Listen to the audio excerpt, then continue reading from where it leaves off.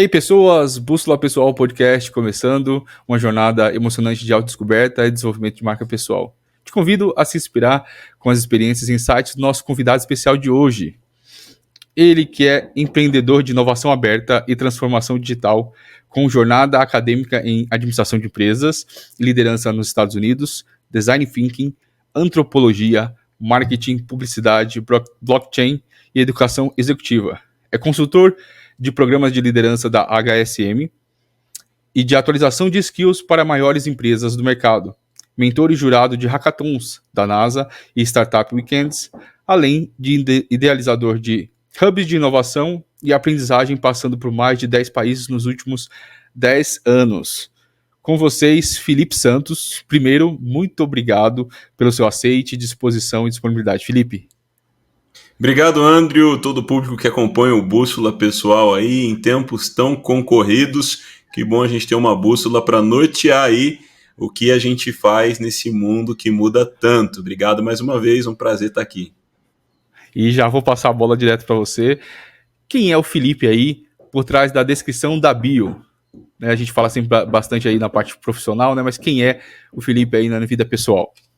Boa. Felipe é um inquieto, criativo, coletivo. Acho que a inquietação vem de não me acomodar com os moldes já estabelecidos. Criativo na percepção de não pararmos de ter boas ideias e levarmos adiante para poder ajudar o mundo a se tornar um lugar melhor. E coletivo, porque eu acredito que o melhor da vida é a coletividade, né? Se a punição última do cárcere é a solitária, a maior alegria da vida com pessoas tem a ver com a coletividade, né? E da coletividade também saem as melhores ideias, os melhores momentos, os melhores negócios. Os momentos mais felizes da vida humana têm a ver com presença de família e amigos. Então isso não precisa ser uma opção, isso pode ser o nosso jeito de viver. Uau, que bacana. E Felipe, eu queria perguntar para você aí um pouquinho, se você vasculhar aí um pouco das experiências e influências que você teve aí durante sua infância, né, que mudaram tanto a sua personalidade quanto a sua visão de mundo. Legal. Bom, uma experiência que me impactou muito, aos 14 anos, eu fui para Nova York, né, no ano 2000. Meu tio já tinha ido trabalhar primeiro na China, depois nos Estados Unidos na década de 90, e eles se estabeleceram na época ali em Nova Jersey, estado vizinho de Nova York, e eu ali naquele desejo, né, de ter uma experiência internacional, uma viagem. Aí finalmente ali, 4, 5 anos depois que eles chegaram, eu e meu pai conseguimos ir, e o menino ali, né, adolescente, Nova York, uma cidade tão cosmopolita, pulsante, tão multiétnica, né? Foi uma experiência muito impactante para mim, por uma razão também. A gente esperava voltar no ano seguinte. Em 2000 não subi no World Trade Center, embora fui até a base dele. Em 2001, quando planejávamos voltar, já tinha acontecido o 11 de setembro. Então, para mim foi muito impactante essa experiência internacional, cosmopolita, global, muito urbana, né? E ter nutrido o desejo de voltar um ano e meio depois, para estar no topo da cidade ali e, infelizmente, acompanhar aquela notícia que mudou a sociedade que a gente vive até hoje, né? Estando lá tão recentemente. Então, se aquilo impactou o mundo, imagina um adolescente que tinha acabado de ter ido para um lugar, para aquele lugar especificamente, aquela cidade, né? Nova York, Manhattan. Então, talvez isso gerou em mim, Andrew, uma característica de estar muito atento às transformações do mundo, porque o que a gente assistiu em 2001, para mim, teve um contorno um pouco mais pessoal e até de pensar, eu podia estar ali, não é verdade? E desde então, claro, algumas características também antes disso, né? Esse desejo pela atualização, pela inovação, pela novidade, por novas formas de se fazer, por mudanças, né? Isso é inseparável do meu jeito de pensar, agir e viver. Então, sem dúvida, essa foi a experiência mais marcante aí da minha vida quanto à infância / adolescência aí. Caramba, que interessante, uau. E falando um pouquinho sobre o início da sua carreira, Felipe, aí, fala um pouco dos primeiros passos aí na sua carreira, como que você começou a trilhar aí? Boa. Só começou a trabalhar depois da faculdade ou antes já teve alguma experiência? Legal. Hoje eu trabalho com inovação, mas não começou por aí, né? No ensino fundamental, pensando ali bem no começo, ainda estava na primeira série mais ou menos, eu comecei a fazer pipas e vender na nossa casa. Eu não era bom para empinar pipa, mas eu era bom de fazer. Só que muita gente começou a bater no nosso portão em horários aleatórios para comprar pipa. E aquilo parecia uma ameaça para minha família. Morava eu e minha mãe, né? E aquele monte de gente estranha chegando, tem pipa, tem pipa, tem pipa. Início do plano real ali, né? E minha mãe falou, ó, dá uma segurada porque a gente não consegue administrar esse tanto de gente vindo aqui. Eu percebo ali um primeiro ímpeto empreendedor, criativo, né? Que não deu para continuar na época, mas não dá para negar, né? Depois disso, pensando já no fim do ensino fundamental, eu tinha como referência meu pai, engenheiro, minha mãe pivotou do magistério para publicidade, né? E eu pensava, e agora, né? O mundo ainda pulsava muito engenharia, linha de produção, trabalho industrial, né? Mas eu sentia que não era isso. Primeiro ano do ensino médio, eu podia escolher um curso técnico, fui para TI, na época chamava informática, né? E fiz o primeiro ano, não gostei, e cheguei à conclusão que eu não sou desenvolvedor, eu sou usuário. Essa percepção evoluiu no futuro para que, além de desenvolvedor e usuário, existe o empreendedor com tecnologia, né? Então, não são só dois papéis, são no mínimo três. Steve Jobs não era um programador, era um empreendedor com tecnologia. Bill Gates não é um programador, é um empreendedor com tecnologia. Então, se a gente entender que no mundo cada vez mais tecnológico, tem papel para desenvolvedor, usuário e empreendedor com tecnologia, sendo um tecido global para todos, e isso é muito importante. Aí, segundo ano do ensino médio, fui a mudar de curso, fiz publicidade influenciado pela minha mãe que estava fazendo isso na faculdade, eu gostei muito. E aí me deu um trabalho, cara, porque de manhã eu fazia o ensino médio, segundo ano, e o segundo ano de publicidade. E eu tinha que ir à noite para recuperar as aulas de publicidade do primeiro ano, porque no primeiro ano eu estava em informática, né?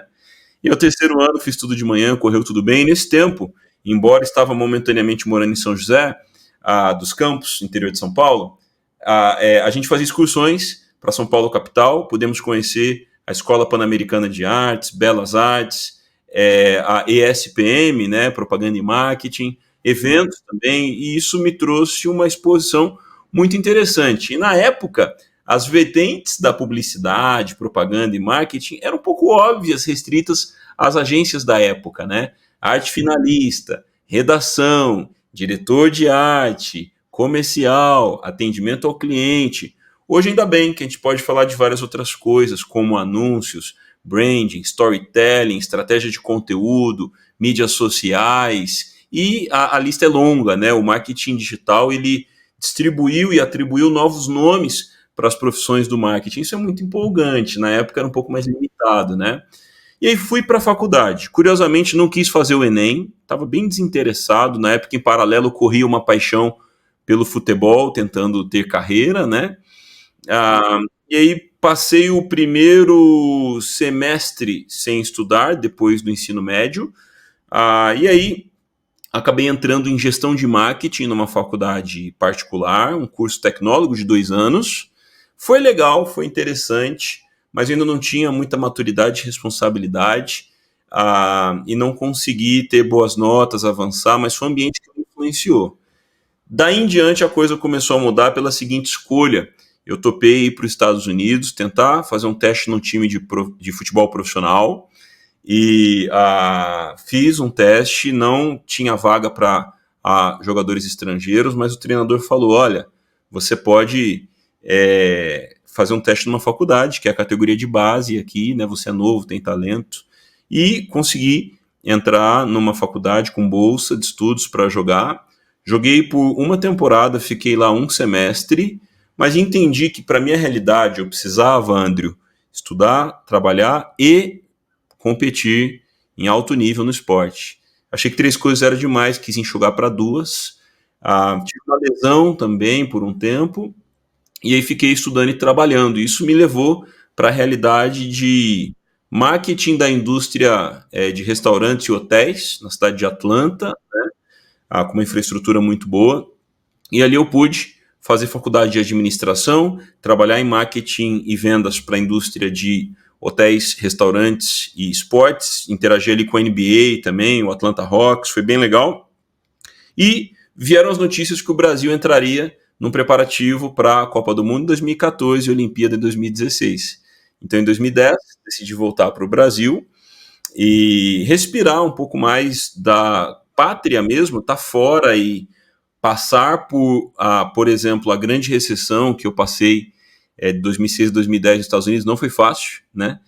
E aqui eu enveredei pelo caminho do mercado de publicidade na Editora Abril, no Grupo Abril. Eu me tornei um trainee corporativo, posteriormente um executivo na área de publicidade centralizada. A gente tinha grandes contratos, né? Itaú, Casas Bahia, Volkswagen, um núcleo do maior faturamento da empresa. Mas, de novo, né, aquilo que eu falei lá atrás, uma sensação de que o jeito de trabalhar estava mudando, ou precisava mudar, qual era o meu papel nisso, né? E aí, então, eu decidi fazer uma mudança.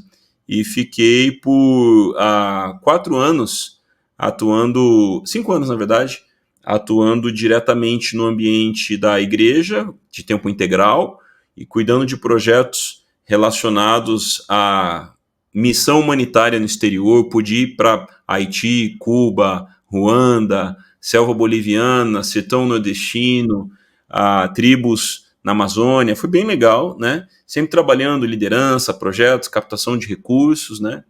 Em 2018, eu caminhei para o mercado de startups, que é onde estou até hoje, que acabou trazendo uma fusão, né, entre experiências de marketing de outros países, humanitárias, liderança em cenários adversos, até economicamente adversos, né? Eu vejo que tudo isso hoje gera para mim o que eu chamo de remix profissional. Vale a pena todo mundo que está assistindo ou ouvindo repensar isso.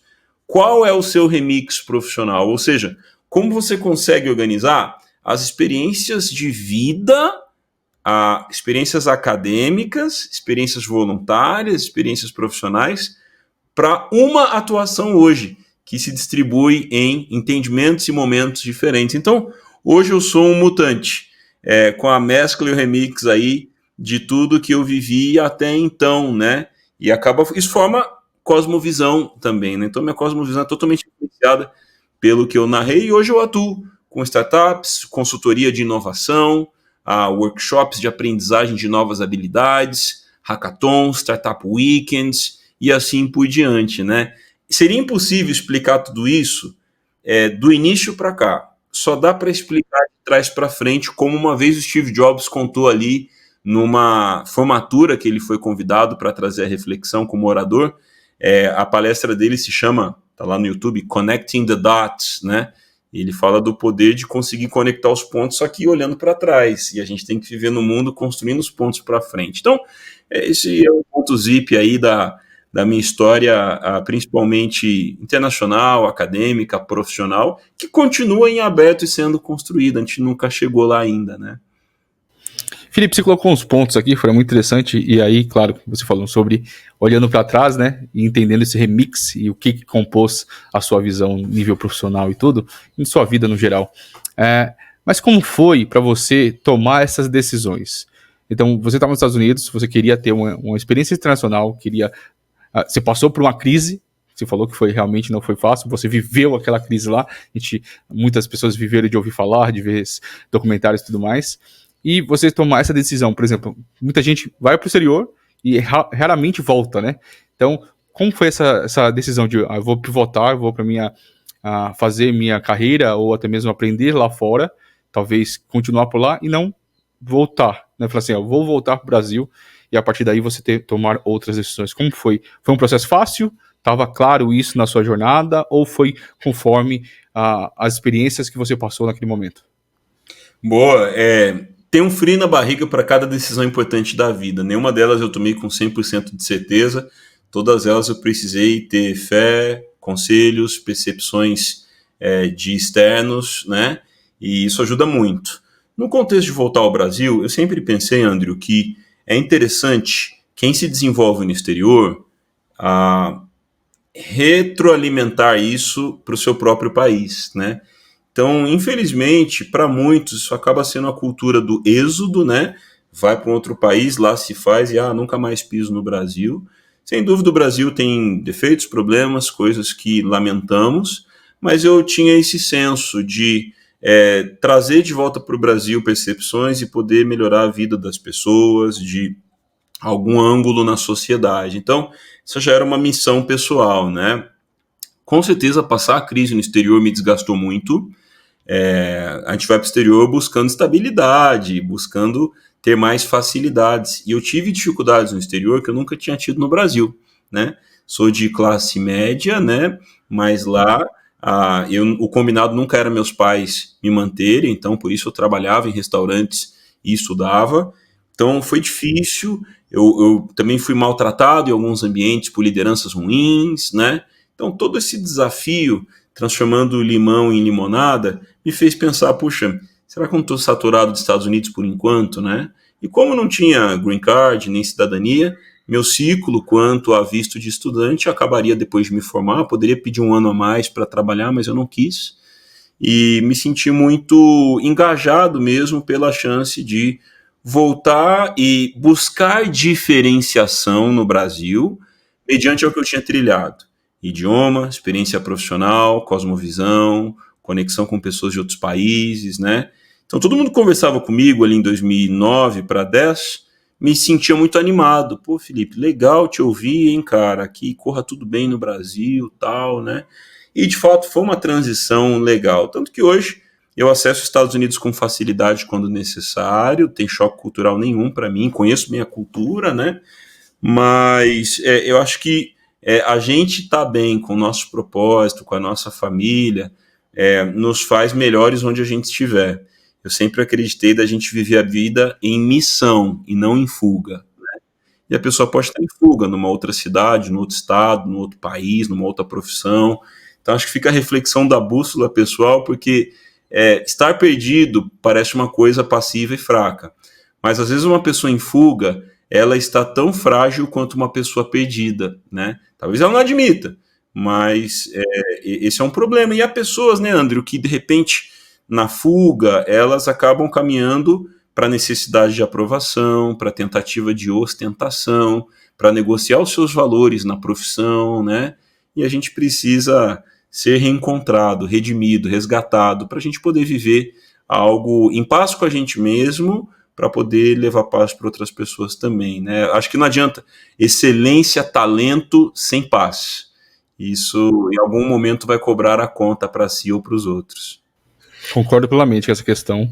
E um ponto que você colocou aqui que eu achei interessante, eu acho que vale a gente bater mais um pouquinho nessa tecla, sobre a questão do remix profissional, que você colocou muito bem.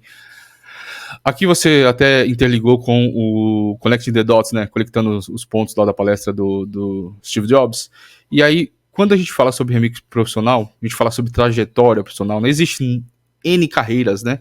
E formatos de você trabalhar isso, mas ainda tem muito aquela visão das pessoas de que a sua carreira, ela é sempre um ascendente, né? Então você vai fazendo sua carreira, vai com algumas empresas, seguindo com o mesmo nível de profissional, ou atendendo ou entregando a mesma coisa. Eu sou um profissional de marketing, eu vou ser um profissional de marketing da agora até me apresentar. E eu vou seguindo isso e vou entregando essas informações. Assim como qualquer outro professor e tudo mais. E aí você viu pela sua jornada que você colocou, você teve alguns blocos, né? Você trabalhou em uma empresa, depois você trabalhou em outra, e aí você foi construindo aí a sua carreira, a sua profissão, a sua cosmovisão baseada nisso. Quando você fala sobre remix profissional, é algo mais de você pensar e ressignificar a sua jornada, e aí você começar a trabalhar isso. Então eu trabalhei com essas oportunidades, como que eu posso ligar esses pontos para que eu consiga trabalhar isso para frente, ou até mesmo agregar em tudo aquilo que eu entrego agora nesse momento, ou é algo que é planejado? Eu vou por aqui, eu vou por essas áreas, para que eu tenha mais expertise, para posteriormente eu quero ser um consultor naquela área e eu consiga entregar tudo que eu quero. Boa pergunta. Pensar em 3 pilares aqui: nexialismo, caminhos de carreira e novas profissões. Então vamos lá. Nexialismo. Hoje no mercado a gente tem pessoas generalistas, que são gerentes, gestoras, elas lideram várias áreas, né? Elas precisam ter conhecimentos mínimos de muitas coisas. Você tem especialistas que atuam com uma temática específica, né? Ciência, marketing, filosofia e assim por diante, engenharia, né?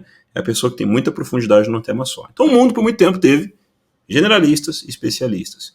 No século XXI surge um terceiro perfil chamado nexialista, que é a pessoa que consegue combinar generalismo com especialidade, ou mais de uma habilidade, né? E a gente consegue ver até os novos cargos, né? As pessoas que hoje são, de repente, você vê Chief of Happiness, né? O que é isso dentro de uma empresa? É uma pessoa que consegue entender de propósito, satisfação do colaborador e, ao mesmo tempo, fazer gestão disso, né? Então, conectar as duas coisas me faz lembrar dessas mudanças no caminho de carreira. Então, existe a carreira em I, que é uma carreira linear, a pessoa vai sendo promovida dentro do mesmo tema. Tem a carreira em Y, que a pessoa está vindo num tema e ela muda para outro, como, por exemplo, o vendedor que vira gerente de vendas, né? Isso é uma carreira em Y. Existe a carreira em W, em que a pessoa pode alternar habilidades e voltar. É aquela pergunta que alguém faz, né? Eu sou, por exemplo, vendas que eu estava falando, e me chamaram para ser gerente. E se eu for mal como gerente? Não for bem? Aí vou ser demitido?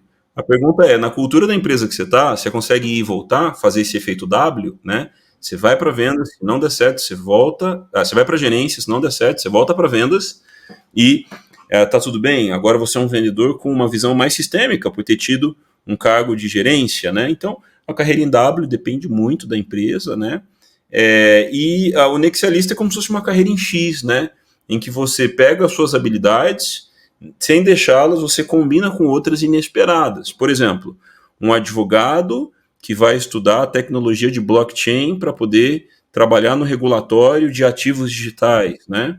Ou, de repente, uma enfermeira que se especializa em growth e vendas para trabalhar com vendas de materiais, insumos médicos com conhecimento técnico também, né? E nisso a gente pode temperar também o idioma, a gente pode temperar a acessibilidade, a pessoa pode dominar Libras, por exemplo, alguma coisa do tipo, né? Então, hoje, circunstancialmente ou por estratégia, a gente precisa saber combinar habilidades. Vamos supor, uma pessoa que faz bolo de pote, mas aprende a editar vídeos para Reels e TikTok, porque isso a posiciona à frente de outras boleiras que fazem bolo de pote, né? Então, esse nexialismo, essa conexão, esse combinado é muito importante e vai gerar novas profissões constantemente. Quem diria que o Casemiro, da profissão streamer, se torna um empreendedor comprando direitos FIFA para transmitir Copa do Mundo no seu próprio canal? Isso seria loucura há poucos anos atrás, não é verdade? Então, essas reflexões vão nos trazendo para um modelo mais atualizado, ousado e relevante. E aí, quando a gente percebe experiências que a gente já teve, a gente entende que elas não aconteceram por acaso e a gente resgata elas para o nosso hoje. Por exemplo, eu tive experiência com a língua inglesa e isso, atuando em inovação, hoje é acionado. Eu tive experiência em tecnologia, isso hoje com inovação é acionado.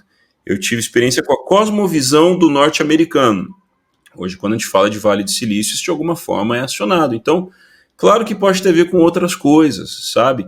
Pode ter a ver com um grupo étnico, pode ter a ver com uma disciplina, pode ter a ver com um ramo da sociedade, pode ter a ver com uma crise temporária, como eu passei, né? Então, tudo isso ajuda muito. Tudo que a gente passa na vida é reciclável. Tem uma frase do Steven Furtick, né? Que ele diz que as nossas frustrações caem como sementes num jardim e não num cemitério. Ou seja, tudo aquilo que a gente tentou e não deu certo vai germinar de alguma forma para a gente poder resgatar o aprendizado daquela experiência e fazer disso uma vantagem no nosso dia a dia. Um exemplo, eu estava conversando com um investidor brasileiro que mora em Dubai e trabalha há mais de 20 anos em prol da causa amazônica. E eu tive o privilégio de estar por pelo menos 2 vezes embarcado no Rio Negro, em tribos ribeirinhas, né? E eu tinha um vídeo que eu gravei voluntariamente falando para a ONG Litro de Luz, que trabalha soluções não energéticas para iluminação de tribos indígenas e ribeirinhas, né? E aí, na hora, na chamada com ele, eu abri o link do Vimeo, do produtor americano que fez esse vídeo, e falei, eu lá numa tribo, e isso nos gerou uma conexão muito legal, né? Então, olha que coisa, uma experiência humanitária que eu vivi, encontro alguém com uma experiência muito maior nisso, mas que traz aí um denominador comum para a gente se identificar e trocar experiências. Então, tudo isso não é mais opcional. Isso aqui que a gente está falando é fundamental para a sua bússola pessoal estar mais afiada aí. Uau, show. E Felipe, eu queria revisar com você e ver alguns pontos. Qual que você acha que pode ser um momento crucial, ou até mesmo momentos, tá? E pontos de inflexões que, de alguma forma, impactaram significativamente aí na sua trajetória, seja ela pessoal ou profissional, que você traz para sua vida aí? Boa. Acho que os nossos mentores fazem muito diferença na nossa vida, né? Nossas vitórias, nossos fracassos também. A cultura dos ambientes onde a gente participa, isso ajuda muito. Então, por exemplo, eu tive um professor nos Estados Unidos da matéria de comunicações, oratória, public speaking, né? O nome dele é Edgar Rideout, lembro dele até hoje. Era uma matéria de sábado à tarde, porque como eu trabalhava em restaurante, às vezes eu não conseguia pegar os melhores horários. Era uma turma de férias, né? Então eu estava estudando quando os americanos estavam de férias.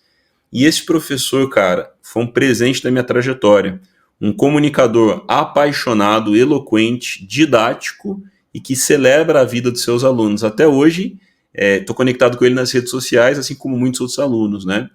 Então esse cara, ele foi importante na ativação de comunicação em público na minha vida. Eu já tinha cursado publicidade no ensino técnico, né? Sempre tive uma vocação para ser interlocutor, tal, desde pequeno, né? Dava um problema no condomínio, o zelador, o síndico iam perguntar qual foi o problema que aconteceu, e ia lá o Felipe trazer uma versão, um parecer como testemunho ocular do que aconteceu. Mas esse cara aí me ativou muito para a perspectiva de falar em público mesmo, né? Como uma habilidade. E já tive feedbacks nesse sentido em ambientes por onde eu passei. Claro que não era algo automático, eu tive uma infância e adolescência muito tímida, né? Tinha gente que já ouvi muito, o gato comeu sua língua, tal, porque realmente era uma pessoa introspectiva, muito quieta. Mas eu acredito que quando a gente atravessa a avenida do trauma ou de uma característica disfuncional, isso pode virar uma grande habilidade. Então essa experiência aí foi sensacional, né? A segunda que eu pontuaria, morando na cidade de São Paulo, frequentar o ecossistema de startups e inovação, no Cubo Itaú, Bradesco Nova Bra, Google Campus, a HSM Learning Village, State, na Leopoldina, os eventos da Startse, da HSM, entre outros, foram fundamentais para a minha reinvenção. Em 2017, um amigo me estimulou a começar a ouvir podcasts, no caso o Resumo Cast, né? Esse amigo Isaías me recomendou alguns episódios, eu comecei a ouvir, aquilo me fez muito bem, sabe? E aí uma vez, uma pessoa me falou, gostaria de te presentear com um dia no HSM Expo, né? E é muito caro esse evento, um dos eventos de maior calibre da América Latina e do mundo para a educação executiva. E aí eu fui, e naquele dia pude assistir a primeira palestra do dia, Salim Ismail, autor do livro Organizações Exponenciais, que é fundamental para a nova economia, Michael Phelps com o treinador dele, o Bob Bowman, a Bernardinho, Lewis Hamilton estava lá, o José Roberto Galo, da Renner, também falou, foi muito legal. E quem fechou o dia foi o Ram Charan, descendente de indianos, né? Um cara monstruoso aí na liderança e na administração, né, na gestão. Então, o evento era de 3 dias, eu fui por um dia, mas foi o suficiente. Talvez eu não aguentaria os 3, tamanha explosão interna, né? E decidi sempre estar no radar dessa corporação aí, a HSM, né? Participei de edições online depois dessa, foram muito importantes. Eu me lembro em 2019 ouvindo o Dr. Wagner Gattas, do Sírio e da USP, falando sobre saúde mental, coisas que até hoje estão se desdobrando, coisas que ele antecipou lá em 2018, 2019, né? Então, eu acho que é isso, sabe? A gente ter referências, conteúdos, ambientes, né?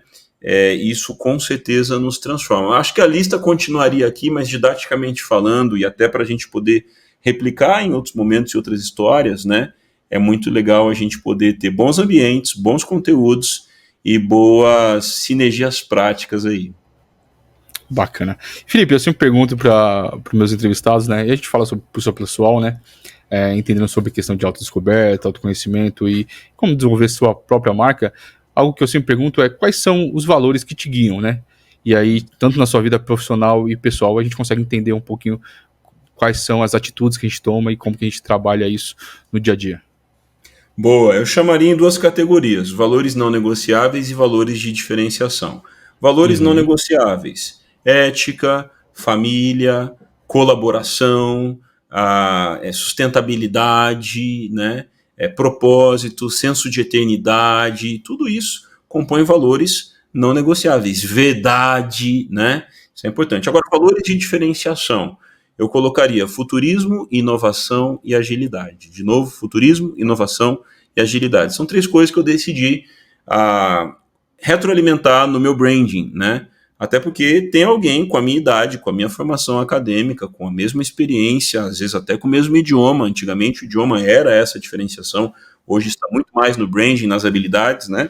Então eu decidi fazer do que eu transmito percebido com futurismo, com inovação e com agilidade. E tenho tido bons feedbacks nesse sentido, tem dado certo, ainda tem muito do que quero fazer, construir, entregar, mas esses três pilares são muito espontâneos e autênticos do que eu admiro. E para quem está nos assistindo ou ouvindo, muitas vezes algo que te chama muito a atenção ou que você admira muito pode estar revelando uma característica que você mesmo tem.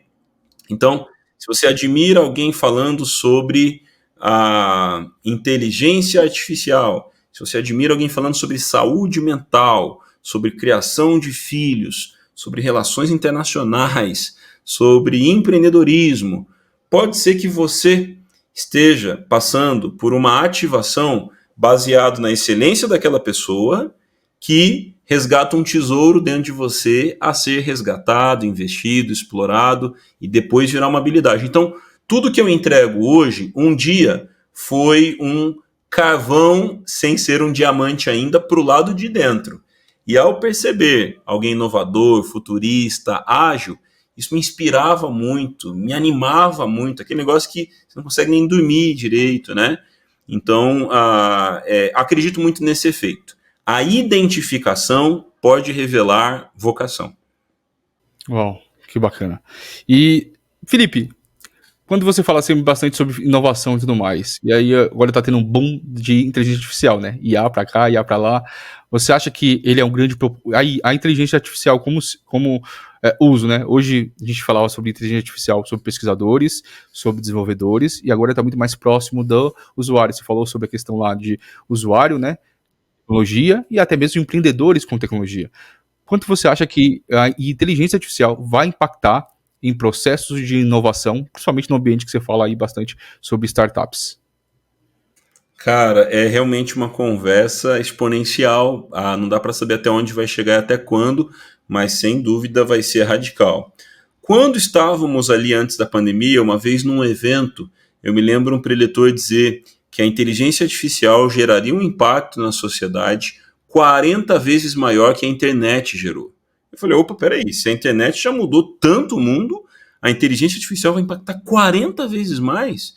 Só que demorou para a gente ver isso. Porque a inteligência artificial era chatbot, a Alexa na Amazon, Siri na Apple, né? Eram coisas um pouco mais simples, né?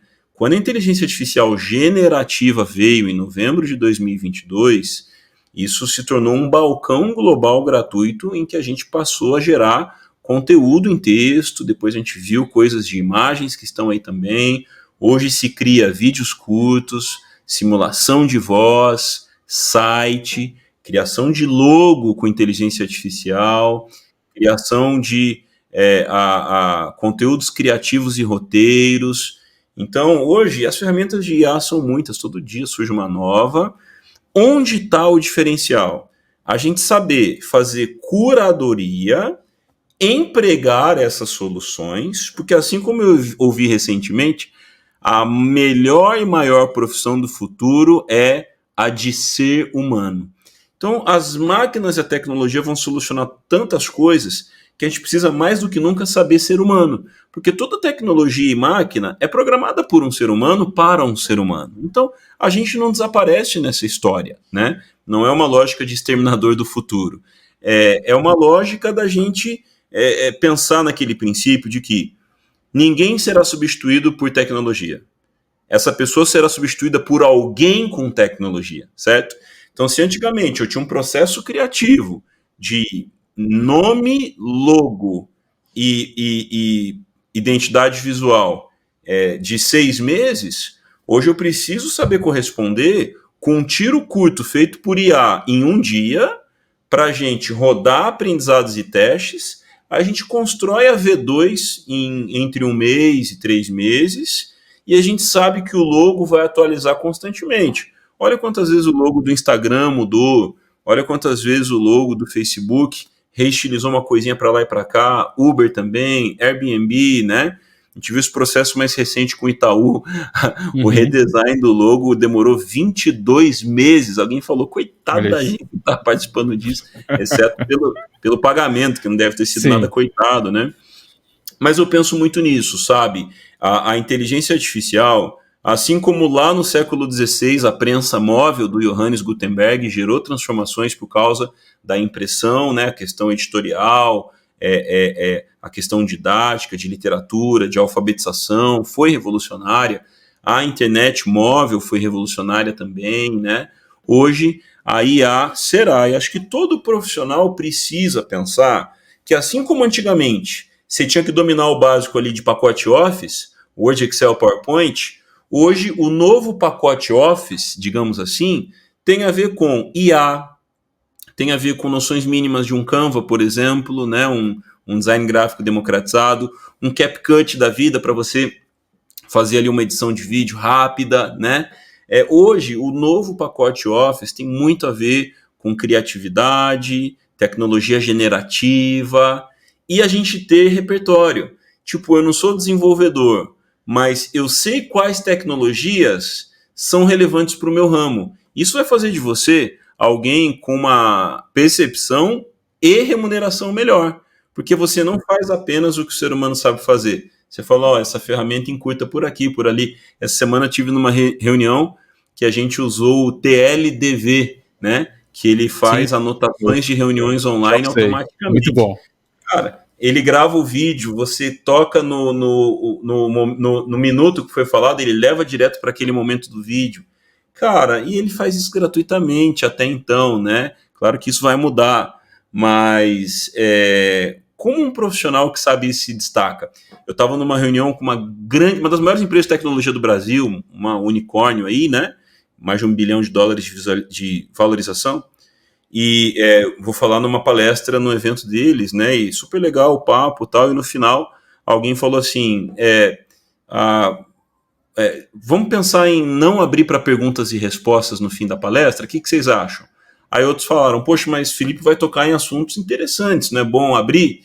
E aí eu falei: poxa, e se a gente usar o Slido, que é aquela plataforma de perguntas que a gente deixa um QR Code, alguém previamente vai filtrando as perguntas, todo mundo que acessa pode curtir mais as perguntas que eles acharem que são mais pertinentes, isso vai priorizar e ranquear, e aí alguém seleciona as que mais fazem sentido, as mais populares, né? Ou até agrupando perguntas repetidas em uma só. Aí o pessoal falou, não, legal, desse jeito dá, a gente modera mais e não fica no tempo da pessoa pegar o microfone. E às vezes em eventos assim, a pessoa, antes de fazer uma pergunta, ela dá uma mini palestra, né? Tá todo mundo incomodado, né? Uma vez eu vi um palestrante falar, se você tem uma pergunta que acaba com uma interrogação, a gente vai levar o microfone até você. Se não tem interrogação, a gente não vai levar. Achei isso interessante, embora um pouco parece agressivo, violento, Mas isso não é verdade, cara. Eu já vi em eventos, uma vez eu mesmo falando no evento de uma faculdade federal no estado de Minas, e o cara pegou o microfone e ele falou por uns 7 minutos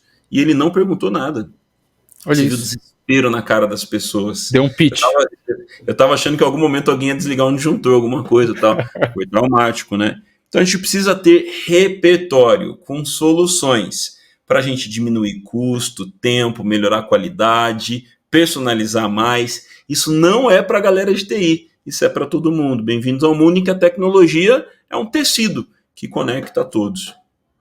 Igual. Gostei muito dessa terminologia e eu acho que faz muito sentido. O novo pacote Office, né? Cada vez mais todo mundo tinha que ter ciência, saber o Excel, saber o Word e tudo mais para trabalhar hoje em dia. Cada vez mais as pessoas têm que ter repertório, né? Entender esse remix que você tem e saber. Claro, você tem que saber um pouquinho, ter noção estética da parte de design, conhecer um pouquinho. Você não pode ser o cara, mas você consegue fazer uma coisa, precisa ajeitar lá a apresentação e ir além do que simplesmente o PowerPoint oferece. CapCut, então você tem que. Hoje em dia tudo é vídeo, hoje em dia você consome vídeo, hoje em dia é TikTok, é Instagram, o que for. Então você também tem essa noção de como que funciona, não só consumir, mas ter aquilo como referências para que você consiga criar algo. Então é algo muito interessante, muito bacana, que vale a pena realmente repensar sobre esse ponto, né? Ter repertório e ter essa questão da criatividade unida como um novo pacote Office para que você trabalhe hoje, seja profissional aí em empresas corporativas, seja na parte de empreender. E, Felipe, sobre a Potência School, fala um pouquinho pra gente do que é, qual que é a sua missão aí com a Potência School. Boa. Potência School é minha startup de educação baseada em inovação, futuros e agilidade. Ela entrega infoprodutos, mentorias, a área de membros por assinatura, né, para ajudar as pessoas a terem novas habilidades diante dessa transição profissional que está gerando novos cargos e novos desafios, né? Por que ela nasceu? Ela nasceu porque eu já treinei nos últimos 5 anos mais de 100 empresas no mercado de trabalho, mais de 20 mil alunos, e o pessoal me pedia: você tem mais algum curso, mais alguma mentoria, além desse ambiente aqui que você está nos treinando, chamado pela nossa empresa? E eu não tinha no começo. Depois lancei um infoproduto sobre futurismo, lancei uma mentoria sobre inovação, lançando agora uma área de aprendizagem de língua inglesa, baseada em professores e metodologias diferentes, para a pessoa ter essa transversalidade que falta muito, né? Então, a Potência School ela é uma resposta a essa dor, a esse grito da sociedade, para as pessoas se atualizarem. A gente tem visto engenheiros, advogados, administradores, professores, profissionais de marketing digital, desempregados, jovens no primeiro emprego, idosos aposentados, temperarem sua atuação com inovação, para poderem se reinventar e posicionar no desafio do mercado de hoje. Até porque, quando a pessoa encontra o seu propósito, eu costumo dizer que o maior inimigo da aposentadoria é o propósito. Porque se a pessoa encontra o seu propósito, ela não quer se aposentar, ela quer continuar gerando valor, né, para a sociedade, satisfação. E aí a gente tendo propósito, a gente tendo essa perspectiva remota, sem uma mobilidade, sem uma imobilização geográfica, né? Então pensa, a pessoa trabalha baseada em propósito, ela pode trabalhar de onde ela quiser, ela pode ter mais de uma profissão. Isso é muito legal, desde o idoso que quer redirecionar ali na aposentadoria, até mesmo o adulto que está insatisfeito na carreira, quer fazer uma transição, ou até mesmo o jovem que está entrando no mercado, mas não está vendo contratações de indústrias com 1.000 vagas abertas, né? Não está animado talvez com a carreira de servidor público. Então, são percepções de idades diferentes, ramos diferentes, mas que nos colocam num guarda-chuva de sensibilidade ao futuro, inovação, empreendedorismo, com agilidade e empatia no nosso jeito de trabalhar. Então, a Potência School está aí para proporcionar isso para alunos no Brasil e fora do Brasil também. A gente já tem 2.000 alunos, nós temos alunos de fora do Brasil também, a gente está na nossa primeira rodada de captação de investimento em Venture Capital, né? E a gente quer crescer e poder fazer mais para mais pessoas com mais temas também. Show. Eu tive o privilégio e honra de participar de uma das mentorias e um dos assuntos que eu achei muito interessante E aí eu queria que você desse uma palhinha também, que é o que você fala bastante sobre ciclos de reinvenção profissional.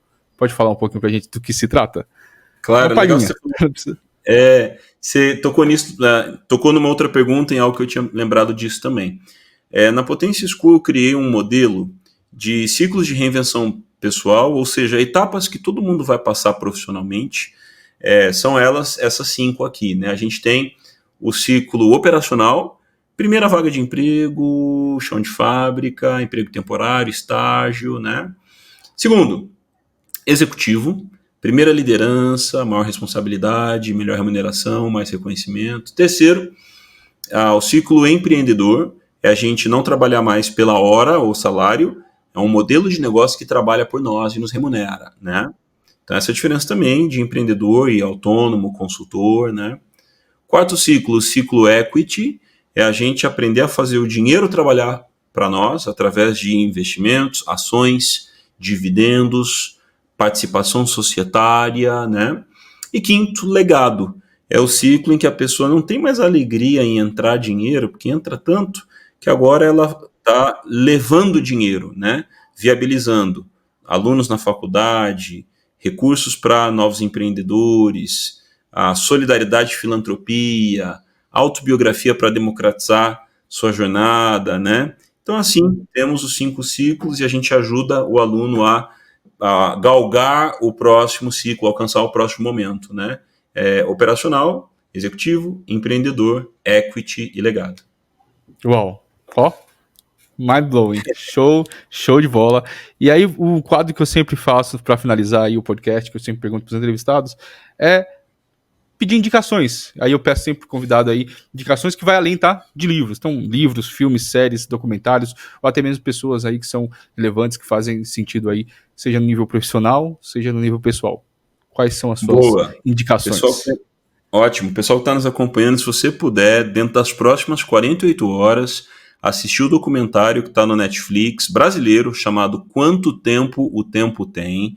Você vai ver como está interligado ao que a gente conversou aqui. Com certeza você vai recomendar para mais gente, tá?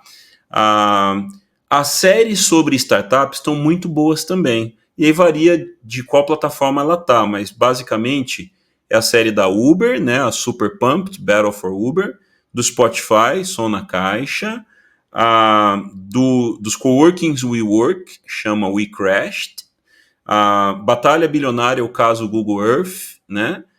Tem também a da Theranos, uma empresa de diagnóstico de exame de sangue, foi culpada por fraude, e a do Elon Musk, do SpaceX, um documentário chamado De Volta ao Espaço, muito bom também, né?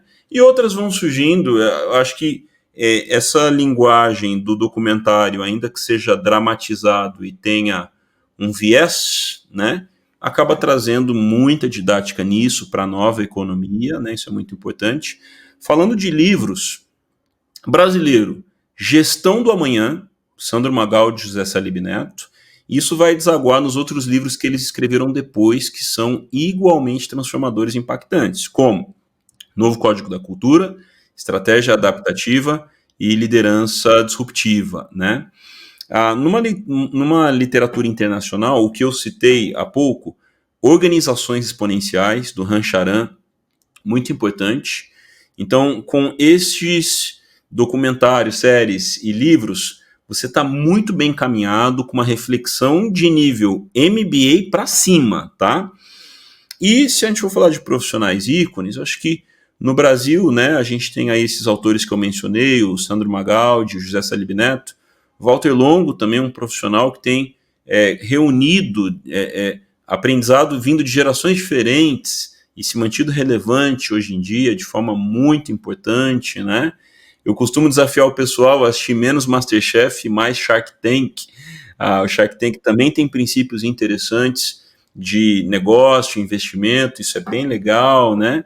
Então, eu costumo dizer que você não pode esperar mais a faculdade, o mestrado, a pós ou a empresa te atualizarem.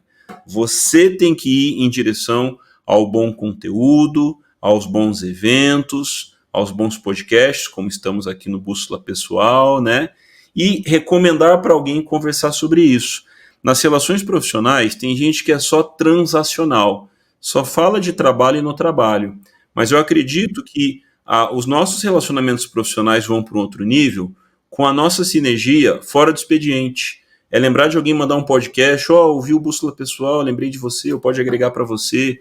Li esse livro aqui, você já leu? Poxa, vou te emprestar para você ler, vamos tomar um café, bater um papo. Essa troca de conhecimento, percepções, vai te fazer um profissional mais colaborativo e vai te abrir portas que talvez você não está vendo hoje, porque está todo mundo defendendo o seu próprio cargo, seu orçamento, sua meta, mas está esquecendo de conteúdo e convergência com pessoas que geram as grandes transformações. Então, isso é empolgante para quem não está fazendo. Fazer, ver resultados e mandar aqui para o Andrew as portas que se abriram e as novidades que aconteceram.